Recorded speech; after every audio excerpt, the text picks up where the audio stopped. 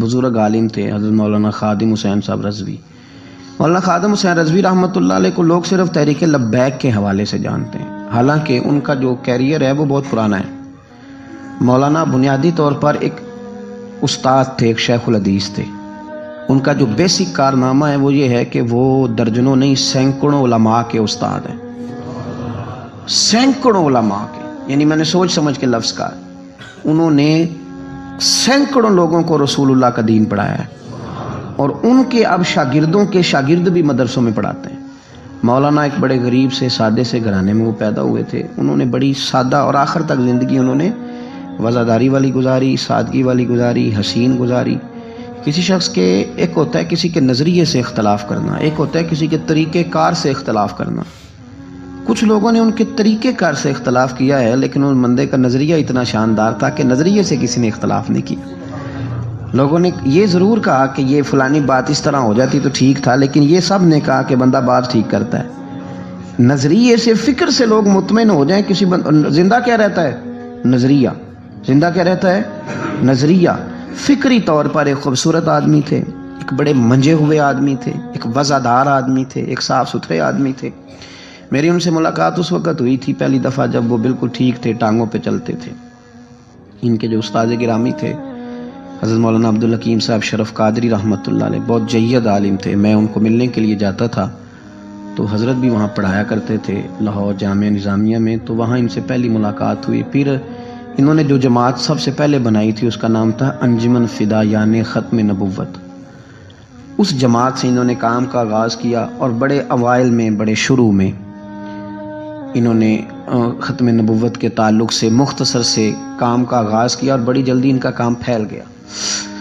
مکی پیر مکی دربار میں یہ اوقاف کی مسجد کے سرکاری خطیب تھے، لیکن حضرت ممتاز قادری صاحب رحمۃ اللہ علیہ کی شہادت پہ انہوں نے سرکاری ملازمت چھوڑ دی تھی۔ اس کے بعد انہوں نے بڑی محنت کی، بڑی جد و جہد کی، بڑی کاوش کی، بیمار اور معذور ہونے کے باوجود بڑی کوششیں فرمائیں، اور بڑے نڈر تھے، بڑے بے باک تھے، بڑے خوبصورت تھے۔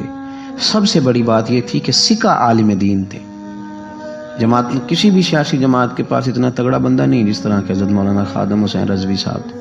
میری ان سے تسلسل، جیل جانے سے پہلے میں ملا، جیل سے آئے تو پھر ملا۔ میں گرچہ ان کی جماعت میں کبھی شامل نہیں ہوا، لیکن فکری طور پر ان سے جو کہ پہلے کا ایک تعلق تھا، ابھی بھی 24 اکتوبر کو پچھلے مہینے کی وہ گجرات جا رہے تھے تو کچھ دیر ہمارے پاس رکے، اور دیر تک وہ باتیں کرتے رہے، اور دیر تک ان کی میں باتیں سنتا رہا۔ پھر وہ مجھ سے کچھ سوالات پوچھتے رہے، میں ان کے جواب دیتا رہا۔ پھر اچانک جو ہے وہ کچھ دن پہلے خبر ملی کہ ان کا طبیعت ان کی بڑی علیل ہے۔ میں نے تیمارداری کے لیے کچھ ان کے جو قریبی لوگ تھے ان سے رابطہ کیا، بتایا کہ آپ ٹھیک ہیں، آپ تھوڑے بیمار ہیں۔ پھر کل اللہ تبارک و تعالیٰ کا فیصلہ قدرت آیا، اور تیزی کے ساتھ لوگ اٹھ گئے۔ اس 2020 نے بہت سارے لوگ اہل سنت کے لیے، لیکن اس شخص کا جانا کو زیادہ ہی تکلیف دے گیا۔ دل مائل نہیں ہوا، میں تو ناشتہ نہیں کر پایا طبیعت، اور میں نے پہلی دفعہ فیصلہ کیا تھا میں جمعہ نہیں چھوڑا کرتا۔ سوچا تھا کہ اگر جمعے کے بعد جنازہ ہوا تو جمعہ لاہور جا کے پڑھوں گا، لیکن ان کی نماز جنازہ کل 10 بجے ہے۔ اس طرح کے لوگ کم آتے ہیں دنیا میں، اور شاید ان لوگوں کا وقت بھی تھوڑا ہوتا ہے، اور اللہ پاک شاید ایسے لوگوں کو جلدی ہی اپنی بارگاہ ناز کی طرف لے جاتا ہے۔ ایک شعر جگر مراد آبادی نے کہا تھا کہ جگر راہ وفا میں نقش ایسے چھوڑ آیا ہوں، میں جس منزل سے گزرا ہوں وہ اب تک یاد کرتی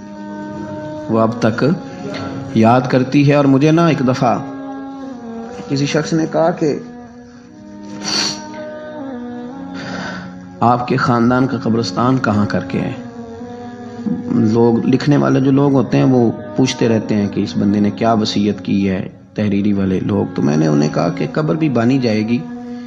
تو مجھے کہنے لگے کہ کس طرح کر کے پتہ چلے گا؟ تو میں نے کہا تے اکھاں جدوں میٹیاں تے پھر زمانہ مینوں روے گا، اپنا تے اپنا بیگانہ مینوں روے گا، تے جدوں نہ میں دسیا میں خارا نوں میں خانے وچ، پھر جام ٹوٹ جان گے میں خانہ مینوں روے گا۔ کئی لک لک رون گے تے کئی بک بک رون گے، گلیاں دا یانا تے سیانا۔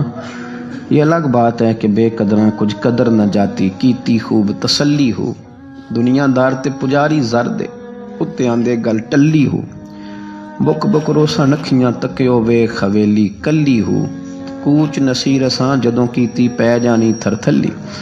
یہ بڑے قیمتی وجود کے لوگ ہیں. اللہ کریم ان کو اپنی خاص رحمتوں سے مالا مال فرمائے.